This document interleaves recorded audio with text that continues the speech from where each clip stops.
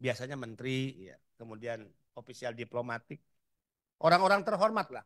Walaupun di antara orang terhormat itu ada juga yang terhina karena korupsi uang negara misalnya. Ya. Jadi yang layak mendapatkan fasilitas istimewa fast track adalah para pahlawan devisa pekerja migran Indonesia. Mereka juga dibekali credential letter, sudah 4 tahun Pak Chandra.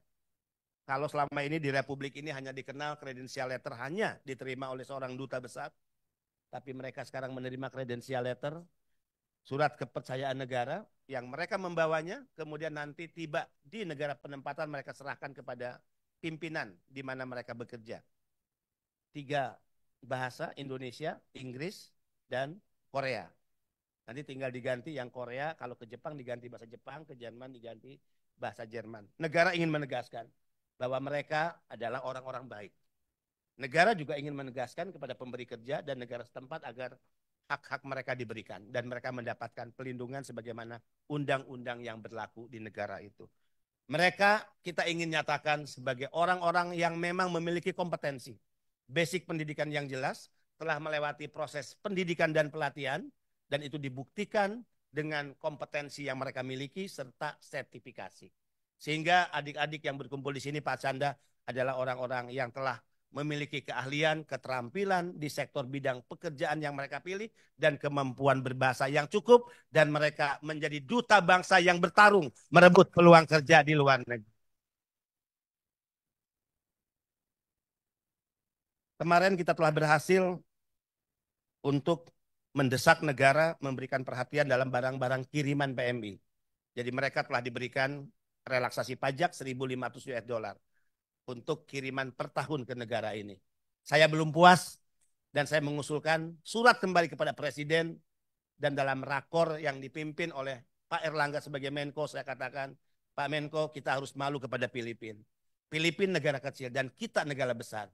Filipina memberikan penghormatan relaksasi pajak barang kiriman PMI 2.800 US dollar. Masa Indonesia negara yang besar hanya 1.500 US dollar. Mudah-mudahan berhasil desakan kita untuk 2.800 US dollar. Kemarin juga terjadi kekeliruan yang sangat mendasar di mana barang-barang PMI dibatasi masuk ke luar negeri. Saya protes, saya marah dan alhamdulillah tidak ada lagi pembatasan barang PMI yang dikirim dari luar negeri ke Indonesia. Jadi Permendag 36 tahun 2023 sudah dinyatakan dicabut oleh Menteri Perdagangan. Masih banyak perjuangan, termasuk perjuangan agar PMI mendapatkan fasilitas rumah murah bersubsidi. Sebagaimana yang dinikmati juga oleh ASN, oleh prajurit TNI dan Polri. Ini masih dalam proses perjuangan dan mudah-mudahan berhasil. Ya. Kita juga sedang berjuang untuk adanya Blue Card. Semacam kartu jaminan bagi PMI. Mereka bisa bekerja di luar negeri, tapi tidak boleh anak keluarga yang ditinggalkan mengalami masalah tidak mampu membayar biaya untuk berobat di rumah sakit. PMI boleh bekerja, tapi tidak boleh anak-anaknya tidak bisa melanjutkan pendidikan karena tidak mampu membayar biaya sekolah. Blue Card akan menjamin jaminan sosial, jaminan kesehatan, dan jaminan pendidikan bagi anak-anak pekerja migran Indonesia. Dan perjuangan yang ketiga adalah perjuangan saya bermimpi agar negara ini konsisten. Tidak hanya memberikan angin surga kepada rakyatnya tentang pembebasan biaya penempatan.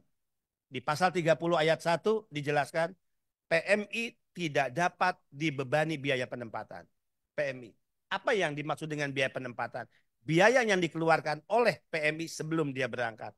Apa saja? Biaya paspor, biaya visa, biaya untuk medical check up yang sangat mahal, kemudian juga biaya tes psikologi, biaya pelatihan yang juga tidak murah, dan biaya tiket terbang.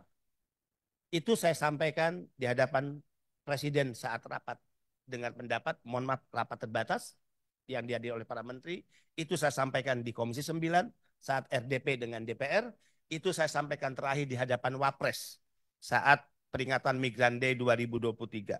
Saya katakan dengan bahasa yang santun, izin Bapak Wapres, kenapa negara ini pelit ketika bicara tentang pekerja migran Indonesia? Padahal sumbangan pekerja migran sangat besar kepada negara ini. Lebih baik mengalokasikan anggaran yang bermanfaat bagi PMI daripada menganggarkan anggaran yang akhirnya dikorupsi oleh para koruptor-koruptor yang ada di negara ini. Secara matematik, jika undang-undang itu dilaksanakan secara konsisten oleh negara, dan harusnya dilaksanakan agar kita tidak disebut dan dicatat oleh sejarah sebagai pengkhianat undang-undang, maka jika 270.000 PMI yang berangkat setiap tahun ke luar negeri dialokasikan anggaran 30 juta oleh negara, negara hanya butuh investasi 8,2 triliun. Jika negara membantu PMI untuk membayar semua anggaran atau biaya penempatan sebelum bekerja yang jumlahnya 8,2 triliun per tahun, PMI mengembalikan 227 triliun kepada negara setiap tahun. Saudara-saudara, mudah-mudahan perjuangan kita berhasil.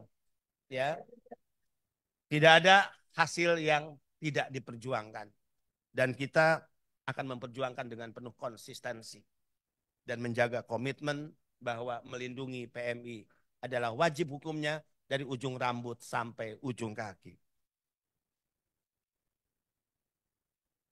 Terakhir, Pak Arcanda, mudah-mudahan ini jadi pergumulan kita semua. Tantangan kita hari ini adalah tantangan menghadapi praktek penempatan ilegal yang ini dikendalikan oleh sindikat dan mafia di negara ini.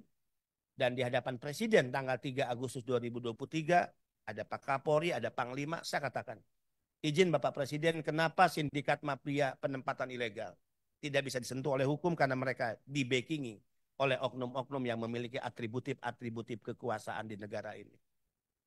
Negara ini punya instrumen kekuasaan dan hukum yang sangat luar biasa.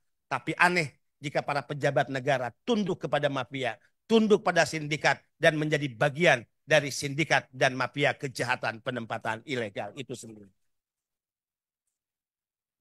Saya ingin menampilkan yang terakhir tentang data. Berapa per tahun korban penempatan ilegal yang harus dideportasi dan kembali ke tanah air?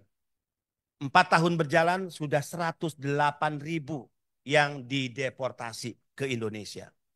Kita lihat datanya. Ini contoh, 107.000, hampir 108.000 dideportasi. Berapa yang sakit kita akan lihat. Mereka dikembalikan dalam keadaan sakit 3.586. Artinya setiap hari hampir 6 orang dikembalikan. Sakit cacat secara fisik.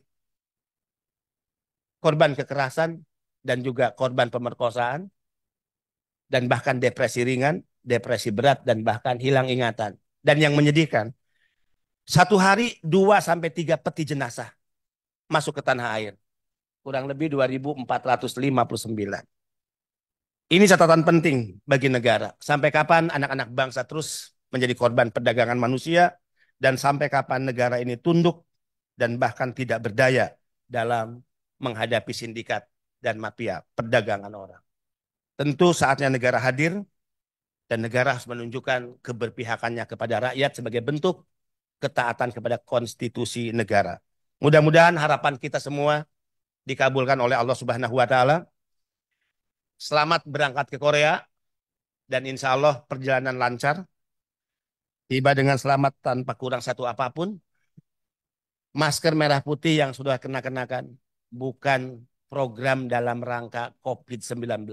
Sejak awal saya dilantik 15 April 2020, masker ini menjadi maskot BP2MI untuk menunjukkan dimanapun kita bekerja, siapapun yang membayar pekerjaan kita, jauh dari anak, istri, dan keluarga dan negara, tidak akan mengurangi rasa cinta kita kepada tanah air yang bernama Indonesia. Terima kasih, selamat jalan. Wallahul muwaffiq ila aqwamit thoriq. Salam sehat dan tetap semangat. Salam merah putih, bendera kita bersama. Wassalamualaikum warahmatullahi wabarakatuh. Waalaikumsalam warahmatullahi wabarakatuh.